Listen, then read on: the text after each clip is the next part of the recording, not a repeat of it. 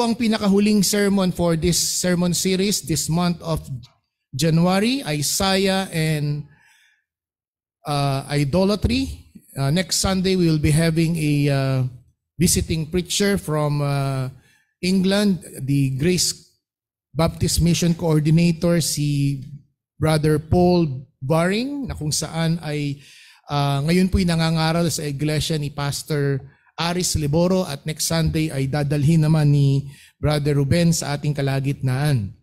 At ngayong umaga po, gaya ng binasa sa atin, turn your Bibles in Isaiah chapter 42.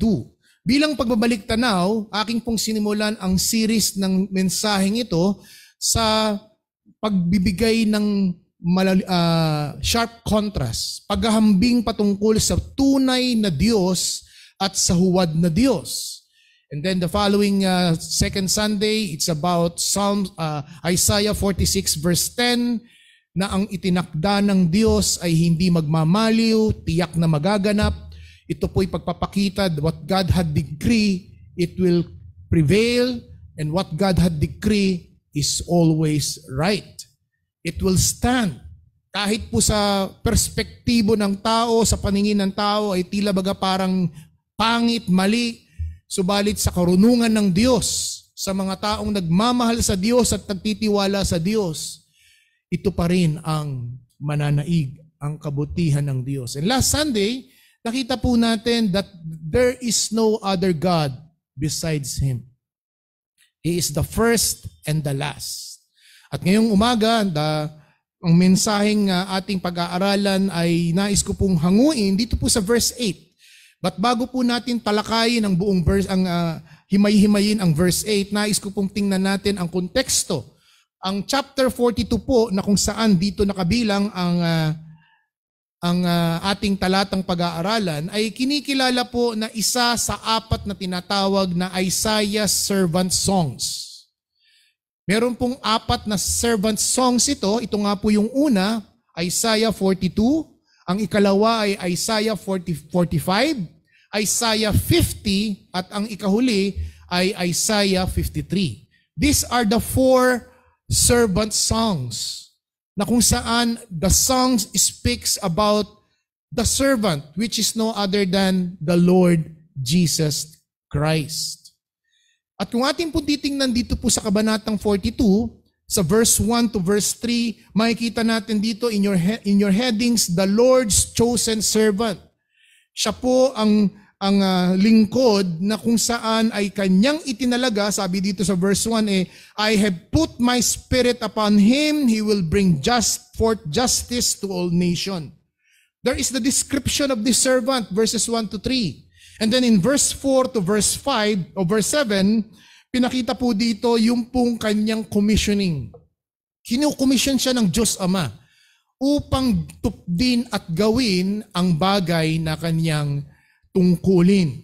Pagdating po sa verse 8, ito po ang nais ko pong i-highlight ngayong umaga, pinapakita po dito na dapat po ang lahat ng tao ay lumayo sa Diyos-Diyosan. Verse 8 tells us to flee from idolatry.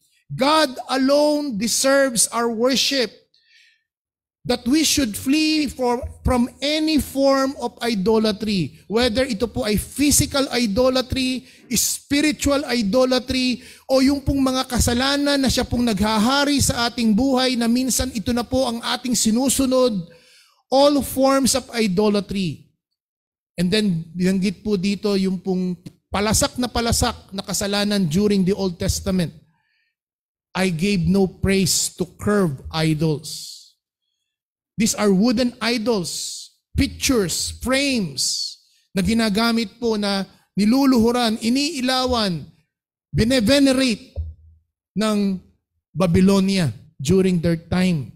At sa umaga pong ito, bakit po sinasabi ditong wag daw tayong yuyukod, wag daw po tayong maglilingkod o sasamba sa anumang Diyos-Diyosan?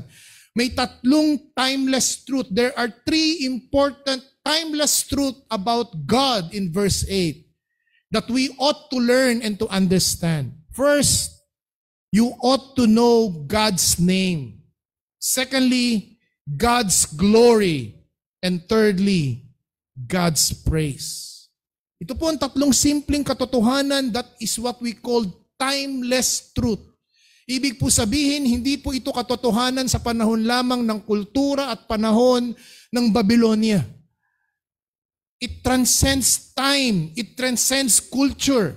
Kaya po hanggang sa panahon natin ngayon, the generations of disbelievers ought to recognize and acknowledge God's name. The word I am the Lord or the phrase I am the Lord, particularly the capital L-O-R-D, it is a very significant name para po sa bayan ng Israel. Bakit po? Una sa lahat, ito pong salitang Lord ay nagsimula pang itong banggitin sa Genesis chapter 4 verse 26. Na ang sabi dito, men began to call on the name of the Lord. The word Lord, capital L-O-R-D, has been mentioned in the book of Genesis alone 162 times. So napakaraming beses binanggit sa Genesis pa lang ito. At ito ay isang pangalan na may kaugnayan sa tinatawag na covenant community. Remember, ito pong pangalang Lord ay associated with the forefathers of Israel. The God of Jacob, the God of Abraham, the God of Isaac, and the God of Jacob. Nung matapos po ang patriarchs, here comes the book of Genesis, Exodus. Muli pong inulit ng Diyos ang pangalang ito. Bakit? Sapagkat may bagong henerasyon na. Remember yung time ni Moses na it's a new generation, there was already an oppression by the Egyptians because of famine, kaya naman sila nalipat doon, di ba? At alam natin si Joseph ang ginamit ng Diyos upang i-preserve ang nation Israel from the 7 years of famine. In Exodus chapter 3 verse 14 and 15, turn your Bibles. In Exodus chapter 3, this is the famous saying or event, the burning bush. Verse 14 and 15, anong sabi po dito? God said to Moses, I am who I am. And he said, say this to the people of Israel, I am has sent me to you. God also said to Moses, say this to the people of Israel, the Lord, the God of your forefathers, the God of Abraham, God of Isaac, and the God of Jacob has sent me to you. This is my name forever. And thus I am to be remembered throughout all generation. Chapter 6, verse 6 to 8. Exodus chapter 6, verse 6 to 8. Say therefore to the people of Israel, I am the Lord, and I will bring you out of under the burdens of the Egyptians, and I will deliver you from the slavery to them, and I will redeem you with the outstretched arm and with the great axe of judgment. I will take you at to be my people, and I will be your God, and you shall know that I am the Lord your God, has brought you out from under the burdens of the Egyptian. I will bring you into the land that I sworn that I have give to Abraham, to Isaac, and Jacob. I will give it to you for the possession. I am the Lord.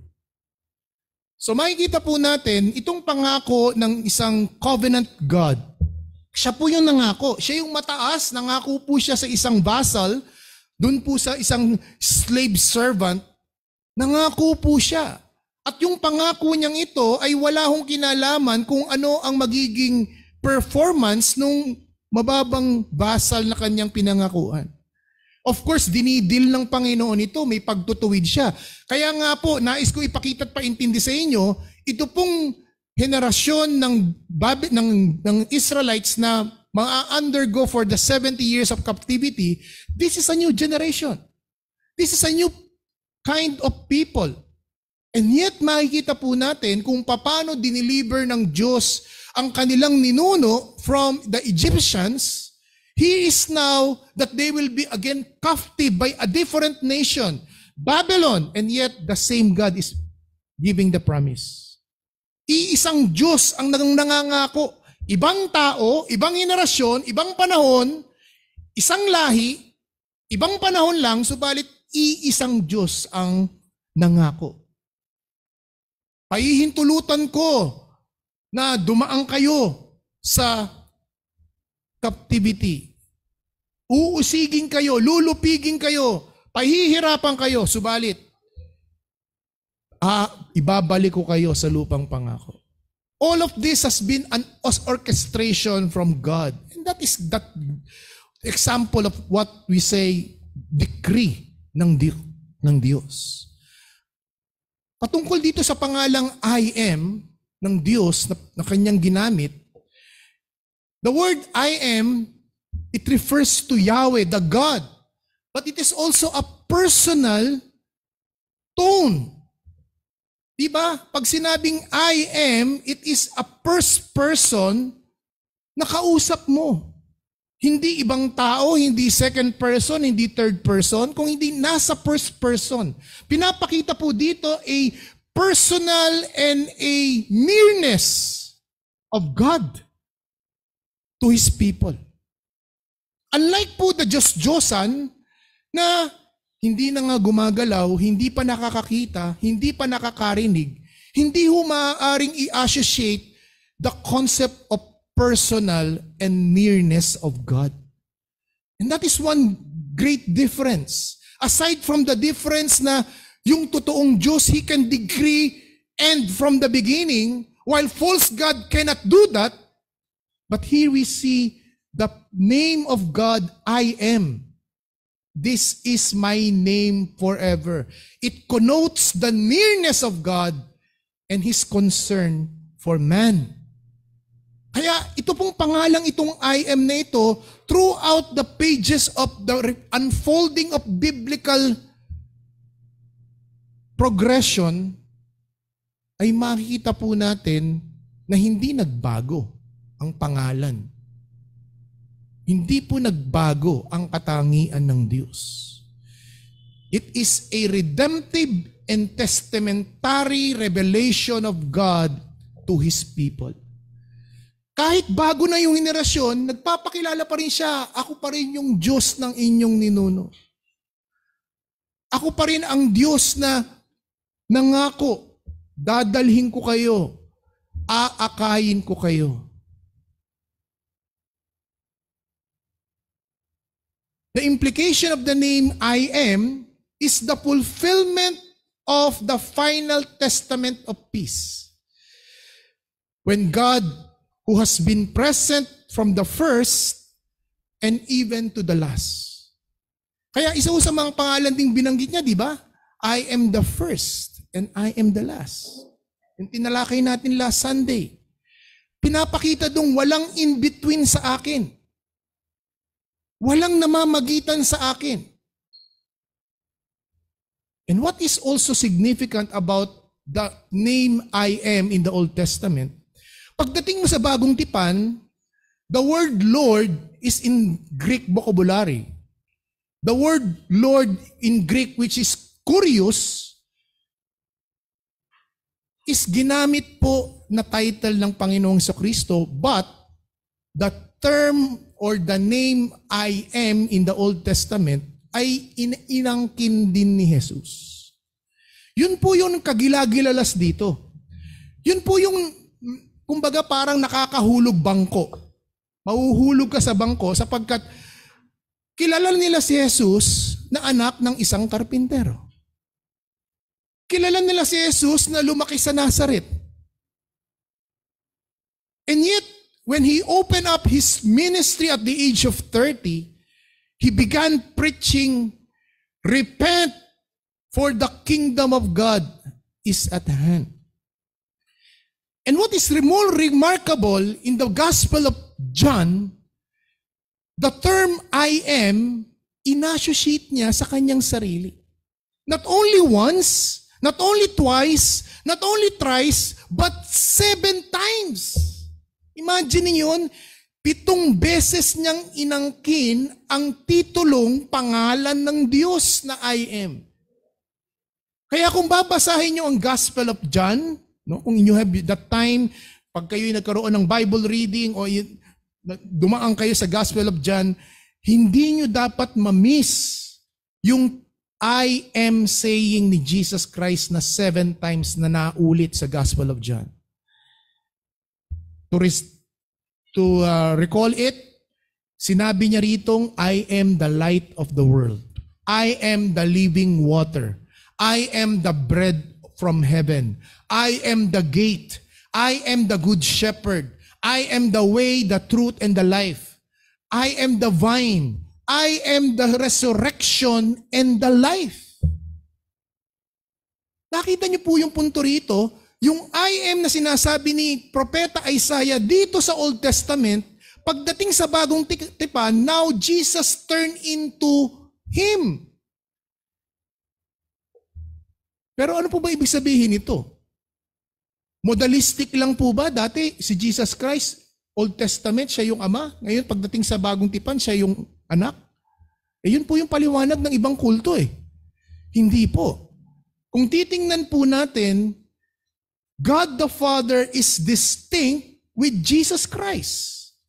But on the very plain level, Jesus exclusively claimed that name, I am. They are 2 different distinct persons and yet they are on the same status and condition. They are on the same essence. Kaya nga po, ang turo ng Biblia, there is one God exists in 3 distinct, different persons. Iisang Diyos,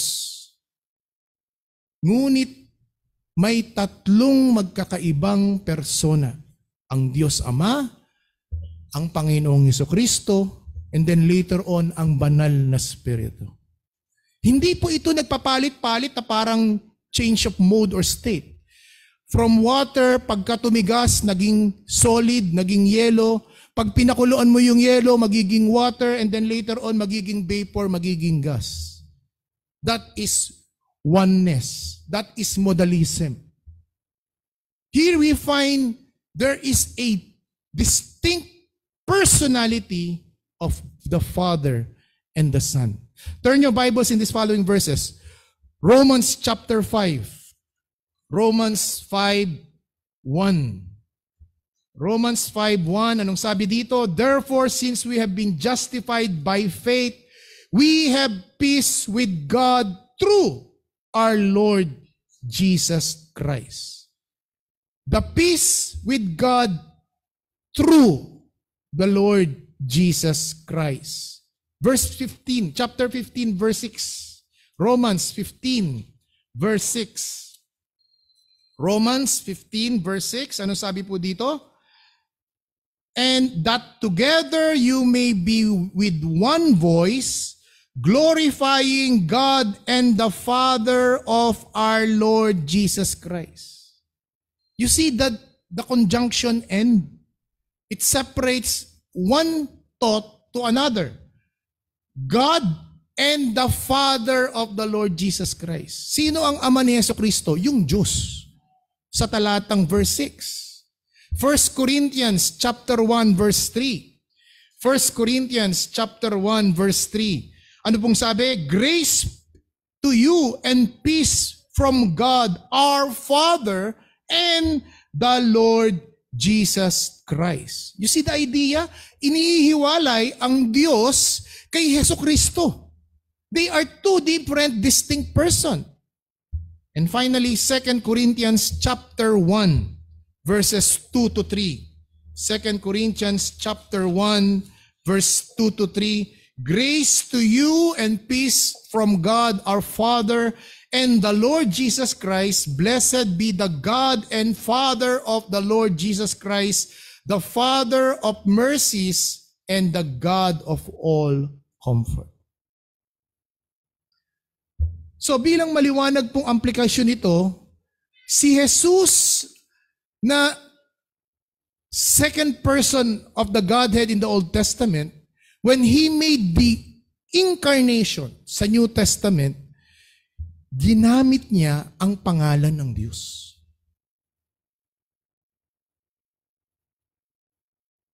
Isang maliwanag na patunay, the deity of the Lord Jesus Christ is affirmed by the Scripture.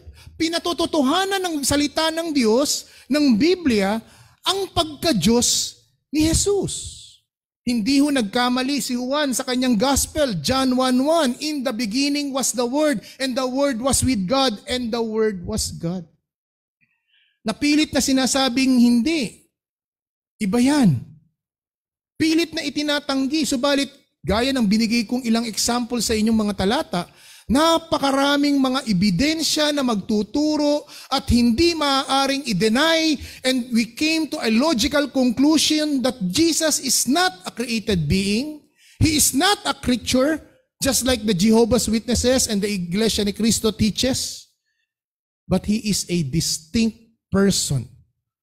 Not two gods, one God in three different, distinct person. Kaya yung mga false god, they cannot even claim their name. In fact, sila pa ang binibigyan ng pangalan ng mga taong sumasamba sa kanila.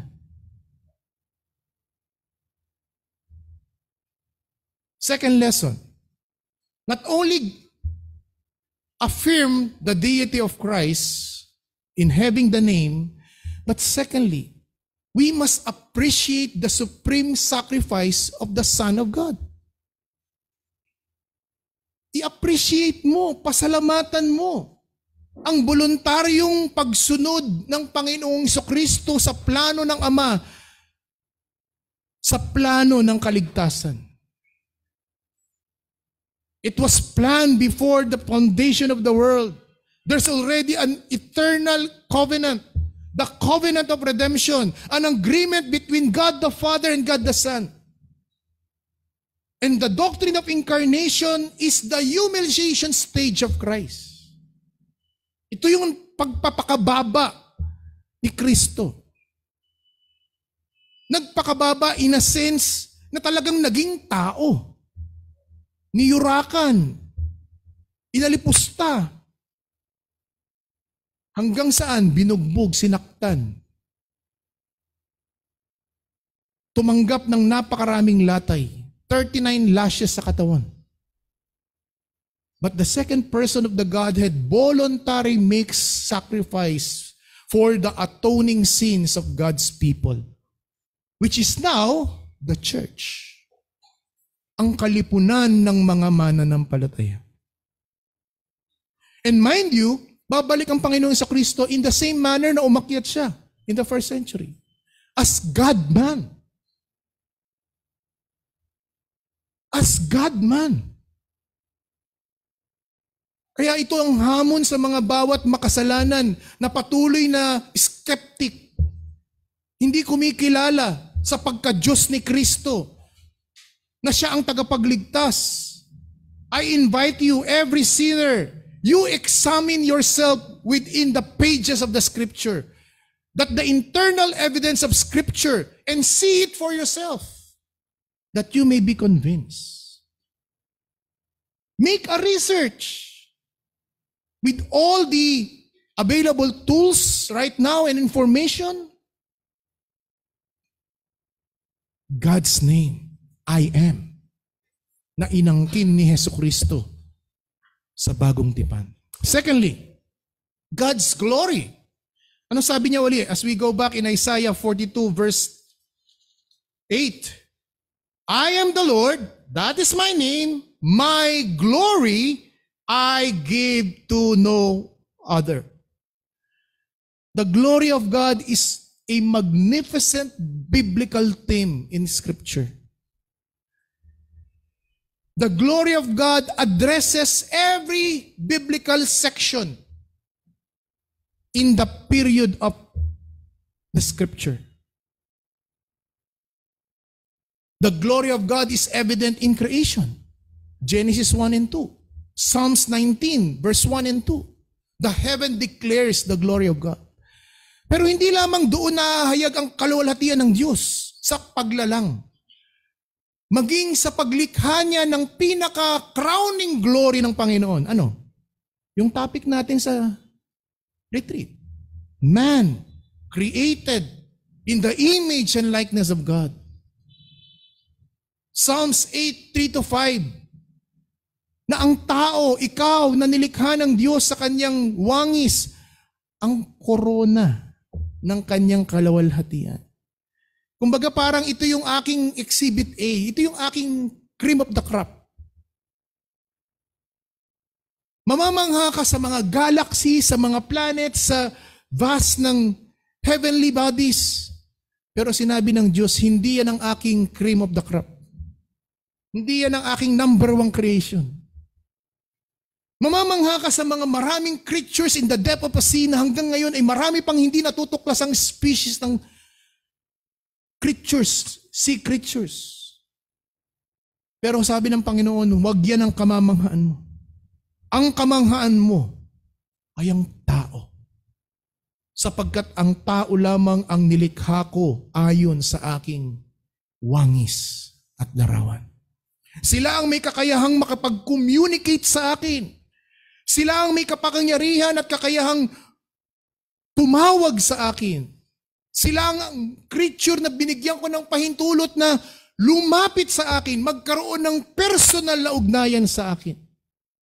Pero anong ginagawa ng tao? Ibang ugnayan ang kanyang ginagawa. Tao sa tao, kapwa sa kapwa. Minsan ibinababa pa niya, tao sa hayop. Mas mahal pa yung alagang pet kaysa sa tao. Mas nagbubuo siya ng emosyon sa kanyang pet kaysa sa tao. Saan pa nahayag ang kaluwalhatian ng Diyos? Ng kaluwalhatian ng Diyos ay also nahayag sa incarnation event ni Kristo. Sa kanyang pagsilang, sa kanyang ministeryo, sa kanyang kamatayan, at sa kanyang muling pagkabuhay. Natanyag at nalantad at naipahayag ang kaluwalhatian ng Diyos. Ikaapat, na nahayag ang kaluwalhatian ng Diyos. In the Old Testament, remember that God made a promise. You created the tabernacle with these signs, with this size, with this material, with this formation. Lahat ng directives nandoon. Anong sabi ng Diyos? After which I will dwell, and my presence and my glory will reside on this tabernacle. And biblical theology says as what? From tabernacle to temple, pagdating sa New Testament, the church. The church, the regenerate community, the group of believers that made a covenant to one another. Siya ang naging spiritual temple ng bagong tipan. Sa ating pagtitipon ngayon, tumatahan ang Diyos. Tumataan si Great I Am sa atin. At ang kanyang kaluwalhatian ay namamalas natin kahit hindi natin nakikita.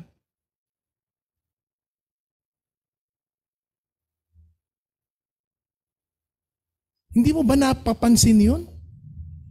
Nais kong paintindi sa iyo yun. Na sa tuwing ikay nagpa-participate, sumusunod ka, ginagalang mo ang araw ng Panginoon. Nagiging kabahagi ka ng iglesia at sa ating pagtitipon, kahit sa maliit na bilang sa 2 o 3 na nagkakatipon sa kanyang pangalan, siya'y tumatahan, sumasama at ang kanyang espesyal na presensya ay sumasa atin. At tayo ay nagiging bahagi ng kanyang kaluwalhatian. We are not free to do what is right in our own eyes, in our own sight, as the heathens and unbelievers do. Iba ganyan naman ginagawa ng mga walang pagkakakilala sa Diyos eh. Yung mga taong walang pakialam sa salita ng Diyos, walang pakialam sa turo ng Diyos, walang pakialam sa sinasabi ng Diyos. Sila ngayon yung mga nagbababad sa higaan ngayon. Sila ngayon yung nasa mall. Sila ngayon yung mga naglalaro. They're spending the Lord's Day with their own leisure. But we are called and saved to do what is right in God's sight. Kaya mga kapatid, mga professing believers, bilang isang maliwanag na aplikasyon, be discerning in engaging with your peers. Make sure that you are giving glory, honor, and praise to God. Sa group of people na sinasamahan ninyo sa workplace, sa school, sa community, the wholesome talk and conversation, is it pleasing, giving glory to God? Di bang sabi nga sa 1 Corinthians 10:31, whether you eat or drink, do it for the glory of God. Sabi ni J.C. Ryle, and I quote, if friends will not walk in a narrow path with us, we must not walk in the broad way that please and accommodate. We must not walk in a broad way that is not pleasing to God. Kung meron daw tayong mga kaibigan na hindi sumasama sa atin sa makipot na daan, huwag din tayong sasama sa paglakad sa malapad nilang daan. Kaya nga, suriin mo kapatid, ang iyong circle of friends. Kung ang circle of friends mo ay hindi mananampalataya, mag-isip-isip ka. Kasi most of the time, yan ang mag-i-impluwensya sa'yo. Unconsciously, magagaya mo yung mga habit and attitude at character nila. Ang dito na sabi ni J.C. Ryle, if your friends will not walk in the narrow path with you, we must not walk in the broad way with them. Anong dapat natin gawin dito? Ang isang practical na bagay dito, i-develop mo, i-cultivate mo, i-enhance mo. Ang mga believing friends, trusted friends, silang dapat mong pagtiwalaan. Di ba nasabi ko nga minsan, kahit nga yung mga pamilya natin na hindi mananampalataya, kasama mo yan dito lang sa lupa. Pero yung kapatid mo sa pananampalataya, hindi mo lang kasama sa loob ng iglesia, maging sa kabilang buhay, at sa bagong langit at bagong lupa, kasama mo sila. Whether you like it or not, you will stick with them. Because you belong in one people of God. You belong with one God, with one Savior, no other than the Lord Jesus Christ. So if your friends will not walk in the narrow path with you, we must not walk in the broad path with them. Evaluate mo ang iyong sarili. Evaluate mo ang circle of friends mo ngayon. Kailangan ko bang gumawa ng reforms? Pastor, medyo mahirap yan. Totoo. Mahirap sumunod sa kalooban ng Panginoon. Sa walang kakayanang biyaya na sumunod sa biyaya sa kalooban ng Panginoon. Bakit? Kasi ang Diyos ang magbibigay ng kakayanan yan eh. By your own, hindi mo magagawa yan. It takes the enabling grace and power of God that you may cultivate. Di ba? And dun papasok yung wisdom ng spiritual community. Thirdly and finally, not only we'll see in verse 8 God's name, God's glory, but thirdly and finally, God's praise. Nor the praise to curb idols. Kung papansinin niyo po sa verse 5 pa lang, meron pong tatlong dahilan kung bakit po tayo dapat nagpupuri sa Diyos. Una, we praise God because of His creation. In verse 5, makikita niyo yan. Thus says God, the Lord, who created the heavens and stretched out them and spread out the earth and what comes from it, who gives breath to the people on it, the spirit to those who walk in it. Here we see, kapuri-puri ang Diyos dahil sa kanyang paglilikha. Yung mga bagay na ginagamit ng tao in the realm of common grace. Kaya dito, mananampalataya at hindi, obligado na siyang magpuri sa Diyos eh. Di ba? Bakit? Kasi nakikinabang na siya sa mga paglilikha ng Diyos. Di ba? Yung tubig, yung kuryente, yung technology, healthcare, trabaho, gamot, lahat ng anumang usapin dito under the sun is the blessing of God to humanity, to mankind. At ang recipient nito ay mga mananampalataya at hindi mananampalataya. Dito pa lamang may panawagan na, meron na kagad obligasyon ang tao. Aside from the fact na siya'y nilikha ng Diyos, ayon sa kanyang wangis at larawan. The Lord God is our Creator. Not only our Creator, but He is the life giver and the sustainer of all. He directs all things. Isaiah 35, turn your Bibles in Isaiah 35 verse 16. Or 37. Isaiah 37 verse 16. Anong sabi dito? Isaiah 37 verse 16. O Lord of hosts, God of Israel, enthroned above the cherubim, you are the God, you alone, and all the kingdoms of the earth. You have made heaven and earth.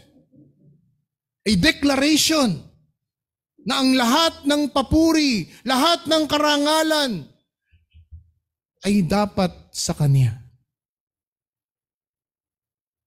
Binanggit nga ng ating deacon kanina sa panguna sa pananambahan, di ba? Yung vapor na tumataas, dinikri niya yun. There is the ongoing activity in creation, yung photosynthesis, yung chlorophyll, kung bakit nagiging green ang leaves ng plants. Yung more to purposes ng from cocoon, di ba? From cocoon to bud and then later on caterpillar. Yung different pace of changes na nangyayari sa creature. Ito'y gawa ng Diyos. The productivity of creatures, even the farming na binabanggit sa Isaiah 28 verse 23 to 26. Yung simpleng pag-aararo ng loop ng isang magsasaka sa bukid, involve ang Diyos dito. In fact, in verse 5, if you go back again to Isaiah 42 verse 5, merong ginamit dyan na 4 na participle in verse 5. Created the heavens, stretch out them out, spread out the earth, gives breath to the people. In theology, this is the goodness of God in creation. Ang kabutihan ng Diyos sa kanyang nilikha at mga nilikha. Na ang bawat nilikha ay undeserving. Even the oxygen you breathe, even the sunlight, the drop of rain in the sky, the provision of each of our family on our food table is all from God. And therefore, He ought to be praised. Bilang hamon at aplikasyon, have you wondered and realized the goodness of God in your life? Inoobserbahan mo ba? Did you count your blessing? There's a hymn, di ba? Count your blessing, name them one by one. Did you pause for a moment in your life and consider and think the goodness of God in your life? Common grace pa lang pinag-uusapan natin dito, mga kapatid. Kasi creation pa lang to eh. But secondly, we ought to praise God because not only of His creation, but of His redemption. The special grace na kung saan tayong mga mananampalataya, tayong nakaunawa ng Ebanghelyo, ang recipient nito. Tayong mga tumalikod sa panawagan ng pagsisisi at pananampalataya, ikaw ang binigyan ng Diyos ng espesyal na biyayang ito. At doon mo makikita yung wisdom ng Panginoon na binukod niya ang isa sa 7 araw. 7 days sa Old Testament, pagdating sa Bagong Tipan, first day of the week. And that is the wisdom that God has given us one day in our week, that we can reflect, that we could think, we could worship, we could praise Him. But how do we act in return nowadays? We don't mind if it is the Lord's day. We don't simply care. Ang pumapasok sa isip natin, there is the next Lord's day, there's the next week. I need to focus to my work. I need to focus with my additional income in this Sunday. I need to play. I need to rest. I need to engage in my favorite leisure enjoyment. But have you come to think of it? That your life, even the very breath that you have, is in the very hands of God. Pwede niyang tanggalin ito anytime. Walang nakakagarantiya sa atin na maaari tayong magkita pa next week. Pero sa bawat Lord's Day na pinagkakaloob niya sa iyo, ito ang araw na pinagkakaloob niya sa iyo para purihin, sambahin at pasalamatan siya. The third and final praise of God, not only in His creation, not only in His redemption, but His daily providence. Yung araw-araw na paggabay ng Diyos, divine providence is the governance of God by which He, His love, His wisdom, His cares to direct all things in the universe. Ang doktrina ng probidensya, ito ay ang Diyos ang may complete control. Na kahit dumarating ka at dumadaan ka sa mga events ng buhay mo na hindi mo mapaliwanag o minsan ayaw talaga natin, human nature, inaayawan natin yan. Ayaw natin ng sakit, ayaw natin ng sakuna, ayaw natin ng karamdaman, ayaw natin ng kamatayan, ayaw natin ng kalungkutan. But the divine providence of God asserts that God is sovereign and He is in complete control. He is controlling the universe. He is controlling the physical world.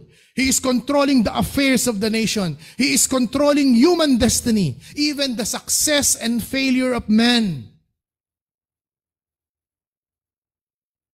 This is the doctrine that stands direct opposite to the idea that the universe is governed by chance or fate.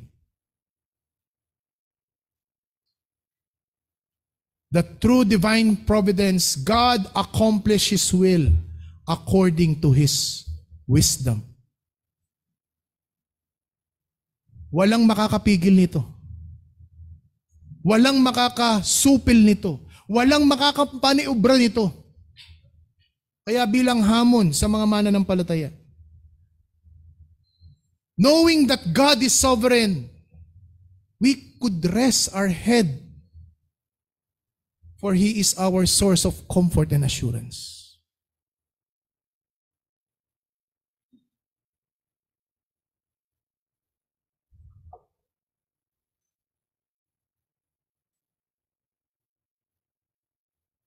Sabi nga ni Augustine of Hippo, without God in Christ, what I am but a guide to my own destruction.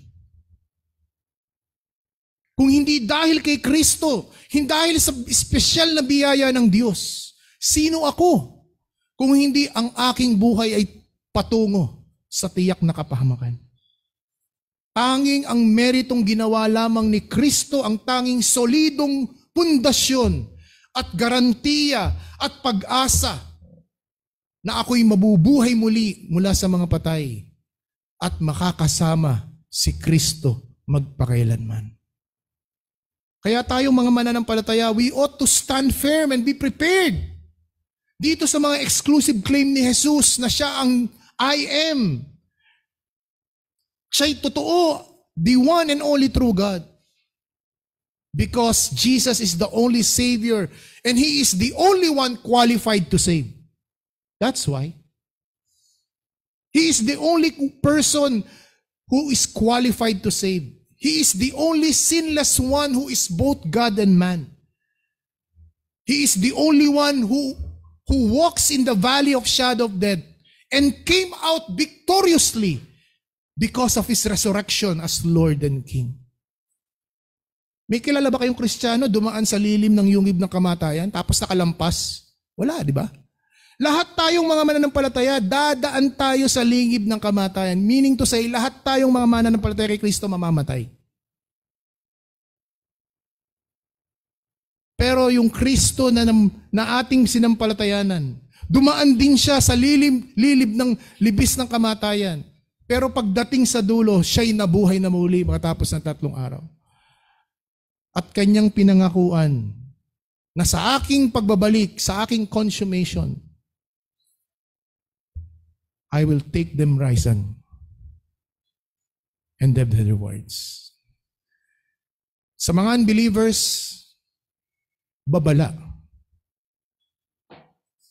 This doctrine is a wake-up call for you to repent and to put your trust in Christ hanggat may pagkakataon. Bakit? Sino ka para isipin mong makakaalpas ka at makakaligtas ka sa Diyos na to? Wake up! Stop worshiping and serving false God. Your religious idols are worthless and useless. You cannot run and hide to the one and true living God, which is the Lord Jesus Christ. Either you acknowledge Him as Lord and Savior in your life now, or be prepared to suffer in hell with His eternal wrath. Choose whom you will serve and worship, Jesus Christ or your false gods. May the Lord enables you and enlighten your hearts and mind, and may He pity you to cast your soul upon Christ for the forgiveness of your sin of idolatry and all forms of sin. Lumapit ka kay Kristo. Magtiwala ka sa ginawa niya sa krus. Tayo manalangin. Aming dakilang Diyos, sa aming pagwawakas sa isang buwang seryas ng pag-aaral na ito, naway magligtas ka sa aming kalagitnaan, babae at lalaki, matanda, bata, magulang o anak namin, Panginoon. Kumilos ka sa pamamagitan ng kapangyarihan ng banal na Espiritu. Tawagin sila sa tunay na pagsisisi at pananampalataya sa pangalan ng Kristo Jesus. Amen.